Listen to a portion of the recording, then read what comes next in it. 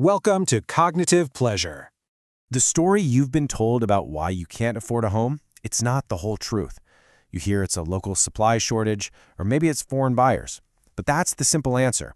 The real question is why housing is becoming unaffordable in London, Sydney, and New York, all at the exact same time. This isn't a collection of local problems. It's a single, global structural one. You see, the problem feels local. You see the prices in your own neighborhood and think it's just about your city. But the symptom, that's global. In every major economic hub, the price of a home has fundamentally disconnected from the wages of the people who actually live and work there. And this breaks the most basic assumption we have, that a home's value should be tied to what local people can earn. When you see prices in New York, London, Toronto, and Sydney all rising in lockstep, way faster than incomes, you realize it's not a coincidence. It's a synchronized pattern. And it means the idea that this can be fixed with a few simple local policies, well, that's the first delusion we need to let go of. To really understand what's going on, you have to see that the very function of a house in our economy has changed. It's not primarily a place to live anymore, no. In the architecture of modern finance, it's been given a second, far more powerful job. Historically, a home was just shelter. Its value was anchored to the local economy. Pretty simple. But today, it functions more like a stock, a bond, or a bar of gold. It has become a financial instrument, a safe place for global capital to park and grow. And once that happens, its price is no longer set by local paychecks. It's set by the much larger, more powerful dynamics of global finance. So, okay, if a house is now a financial asset, it begs the question, what's the machine that is relentlessly inflating its value? What is the engine that keeps pushing prices up, severing that last connection to what people actually earn for a living? Well, here's where it gets really counterintuitive. The engine is a mechanism that was supposed to make homes more affordable. The very tool designed to make it easier to borrow is what actually makes housing more expensive for everyone. And this system just hums along, quietly, in the background of our financial lives. Here's exactly how the machine works. Step 1. Central banks lower interest rates. This doesn't make the house cheaper, it just makes the debt cheaper. So buyers can suddenly get approved for much larger mortgages. Step 2. Sellers see that everyone can now borrow more, and they simply raise their asking prices to soak up every last dollar of that new borrowing power. So the cheaper credit doesn't lower the barrier to entry, it just inflates the price and forces everyone to take on more debt. And this is the critical part.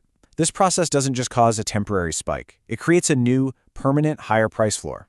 It's like a ratchet. Prices click upwards easily, but they become incredibly resistant to ever coming back down. The new higher price just becomes the new normal. Which leads us to the next obvious breakdown in logic. In any normal market, high prices are a signal to create more supply, which should cool things down. So if prices are this high, why don't we just build more housing? Well, the housing market is not a normal market. The scarcity of housing in our most desirable cities isn't just a natural limit of geography. It's often the direct result of deliberate policy. It's what we can call engineered scarcity. And you have to understand, this is a feature of the system, not a bug. It's there to create a powerful, self-reinforcing feedback loop. Engineered scarcity is just the sum of all the rules, regulations, and laws that make it difficult, expensive, or flat-out illegal to build enough housing to actually meet the demand of a growing city. These policies look like boring local governance, but their effect is enormous. Restrictive zoning that bans apartment buildings, strict limits on building heights, endless and unpredictable approval processes. Together, they effectively freeze a city's housing supply. They create a hard cap, and a cap on supply ensures that the existing assets, the houses, remain scarce and therefore valuable. This then ignites a political feedback loop. As prices rise, everyone who already owns a home gains a significant amount of wealth, at least on paper. They quickly become a powerful political force with a very clear financial interest in keeping prices high. So they pressure local governments to maintain those restrictive policies, to block new development, all to protect the value of their number one asset. So what we have is a system fueled by cheap debt and artificially constrained by engineered scarcity. But there is one final layer to this machine, and it reveals that your competition for a home isn't just your neighbor anymore. This is the point where the housing market fully and finally disconnects from the economic reality of the people who live in a city. This is where the true scale of the competition is revealed. Money can cross borders in an instant. People can't. Trillions of dollars from pension funds, private equity, and sovereign wealth funds are constantly scanning the globe, looking for safe, stable assets to invest in. And real estate in major, stable cities is one of the safest assets on the planet. So a local worker earning a local salary is now competing directly against these vast mobile pools of global wealth.